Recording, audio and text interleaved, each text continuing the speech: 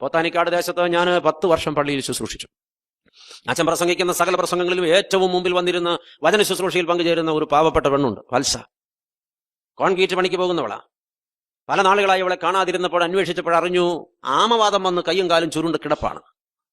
ഈ കയ്യും കാലും ചുരുണ്ടുപോയി, വിരലുകളും പത്തിയും ചുരുണ്ടുപോയി, ഒരു ജോലിയും ചെയ്യാൻ പറ്റില്ല. ഭർത്താവ് മുഴുക്കുടിയനാണ്. പ്രായപൂർത്തിയായ 2 പെൺകുഞ്ഞുങ്ങളുണ്ട്. ഒരു ദിവസം ആ സ്ത്രീ എന്നെ ഫോണിൽ വിളിച്ചിട്ട് പറഞ്ഞു, അച്ഛൻ ഇവിടം വരെ ഒന്ന് വരണം. ഞാൻ എൻ്റെ സുഹൃത്തിനോട് കൂടെ ചെല്ലുമ്പോൾ വാടക വീട്ടിലാണ്. അവർ താമസിച്ചിരുന്ന വീട് പുറമ്പോക്കിലാണ്. തുലാമഴ പെയ്തപ്പോൾ വീടടക്കം വെള്ളം കൊണ്ടുപോയി.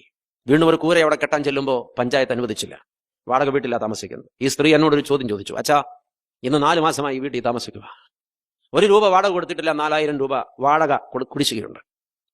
യാതൊരു മാർഗവുമില്ല. ഈ വീട്ടിൽ ആഹാരം വെച്ചിട്ട് 5 ദിവസമായി. ഈ വീടിന്റെ ഉടമസ്ഥൻ ഇന്നലെ വന്നൊരു അടിച്ചീത്ത പറഞ്ഞു. ഇന്നലെ രാത്രി എന്റെ പെൺപിള്ളേർ എന്നോടൊരു ചോദ്യം ചോദിച്ചു, അമ്മേ, 2 ഓപ്ഷൻ നമ്മുടെ മുമ്പിലുണ്ട്.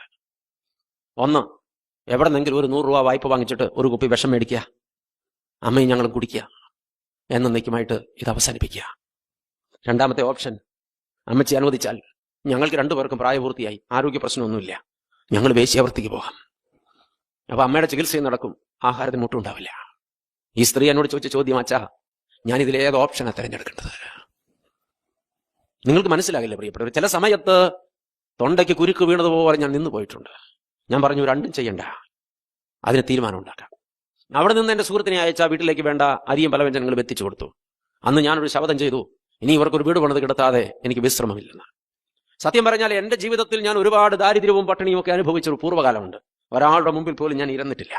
പക്ഷേ ഈ പെണ്ണിന് വേണ്ടി, ആ കുഞ്ഞുങ്ങൾക്ക് വേണ്ടി ഞാൻ ഒരുപാട് പേരുടെ മുമ്പിൽ കൈ നീട്ടി ഇരുന്നു. ഞാനിപ്പോൾ ഓർക്കുന്ന ഒരു മീറ്റിംഗ് ഞാൻ പ്രസംഗിച്ചിറങ്ങിയപ്പോൾ ഒരു മനുഷ്യൻ അന്ന് ആദ്യമായിട്ട് എന്റെ പ്രസംഗം കേൾക്കാൻ വന്നതാ.